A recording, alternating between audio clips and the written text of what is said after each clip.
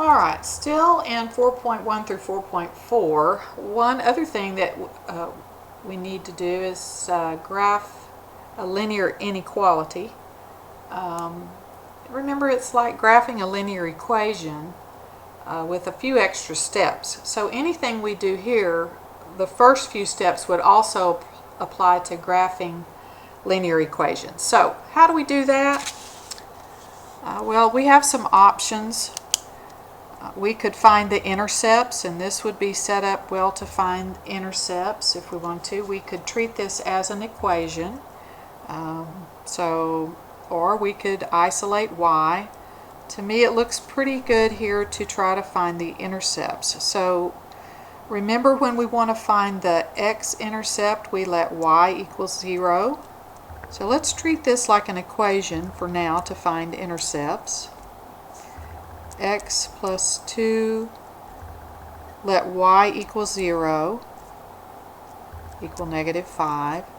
And so 2 times 0 is 0, and that leaves us with x equal negative 5. So this ordered pair is x value negative 5, y value 0. Alright, and now let's use the equation form again to find the y-intercept. When we want to find the y-intercept, we let x equal 0. So we say 0 plus 2y is equal to negative 5, and that just leaves us 2y is equal to negative 5. Divide both sides by 2, and that gives us y is equal to negative 2.5 if we make it a decimal, or negative 2.5. So now we have the ordered pair. Let's see, we let x equal 0 this time, and we found negative 2.5. Alright, now you might want to find some other points, or you might want to look at that, isolate the y so that you could see the slope and the y-intercept. So let's go plot both these intercepts here. Okay. Let's see the point negative 5, 0, negative 5, 0, and the point 0, 2, 0, negative 2.5. So 0, negative 2.5, that's going to be halfway between 2 and 3, negative 2 and negative 3. Now, if this were an equation, we would connect the points with a solid line. Because it's an inequality, we have to check, do we need a solid line or a dashed line? Well, because of the or equal to, we need a solid line. So we're going to connect the points with a solid line. We have to check that. Remember, that's an extra step for inequalities, is we have to check that. Another extra step for inequalities is shading. So now we have to determine whether we need to shade this half of the plane, or this half of the graph, or this half of the graph. So picking a test point is a good thing to do. We can pick any test point we like off of the line. And our favorite one is usually 0, 0, if the line doesn't run right through it. So we can use 0, 0. And what we do is we put it into the inequality to see if it tests true or false.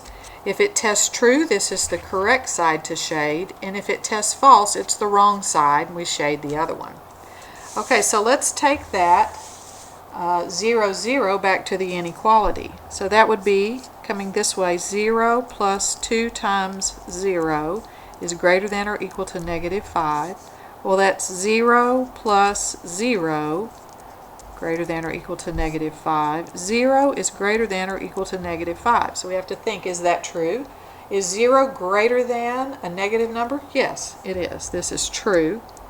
So that tells us that 0, 0 is the right portion of the graph to shade. So 0, 0 is here. That means this is the correct portion to shade. All right, let's do another one of those. graph the linear inequality. So I'm going to use a different method to graph this one. We found intercepts here. For this one, I'm going to isolate y. So let's take just the equation form of it.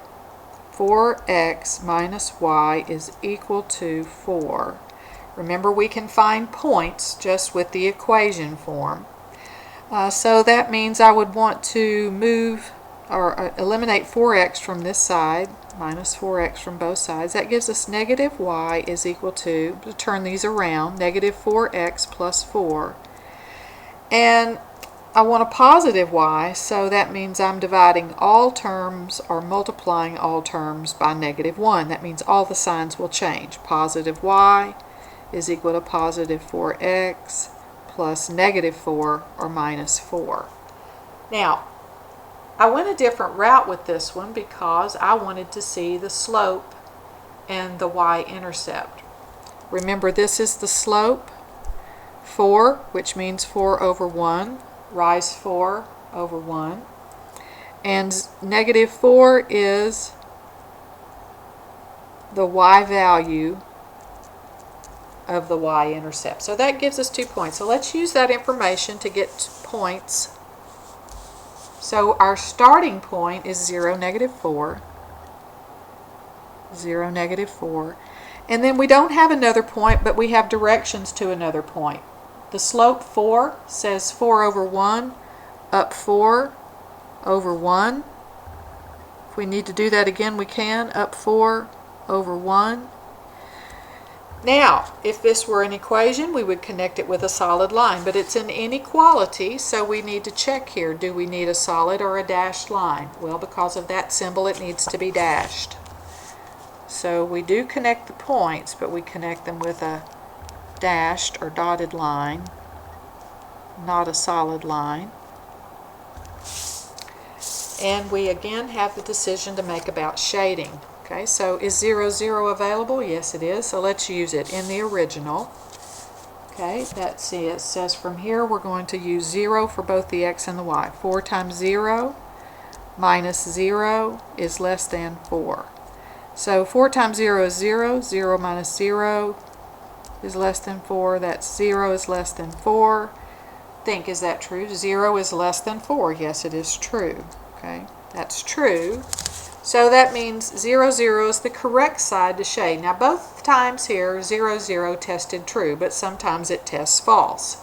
So it's your job to pick a test point, work carefully, see if it tests true or false. Okay, when it tests true, we shade with the point we test. If our test point tests false, then it's the wrong side. We say, okay, shade the other side. Our test point 0, 0 came out true. Means this is the correct side to shade, the side that has 0, 0 on it.